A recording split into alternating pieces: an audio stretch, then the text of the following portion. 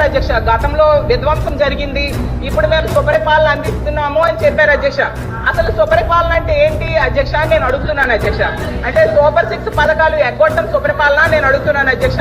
చరిత్రలో ఎప్పుడూ లేనట్టుగా 9 నెలల్లో 1,00,000 కోట్ల పైగా అప్పులు చేయడం సుపరిపాలన నేను అడుగుతున్నాను అధ్యక్ష. రోజుకి 50 మంది మహిళలపై అఘాయిత్యాలు నేరాలు జరగడం సుపరిపాలన నేను అడుగుతున్నాను అధ్యక్ష. అలాగే బెల్ షాప్ ద్వారా మద్యం ఏరులై పారడం సుపరిపాలన నేను అడుగుతున్నాను అధ్యక్ష. అలాగే మెగా డిఎస్సీ పై తొలి సంతకం పెట్టి 9 నెలలైనా కూడా అది పూర్తి చేయకపోవడం సుపరిపాలన నేను అడుగుతున్నాను అధ్యక్ష. అలాగే ఉద్యోగులకు డిఏ, పిఆర్సీ, ఐఆర్ ఇవ్వకపోవడం సుపరిపాలన నేను అడుగుతున్నాను అధ్యక్ష. రైతులకు గిట్టుబాటు ధర ఇవ్వకపోవడం సుపరిపాలన నేను అడుగుతున్నాను అధ్యక్ష. 83 లక్షల మంది విద్యార్థులకు అమ్మఒడి, అలాగే వీళ్ళు చెప్తున్న తల్లికి వందనం ఎగనామం పెట్టడం సుపరిపాలన నేను అడుగుతున్నాను అధ్యక్ష.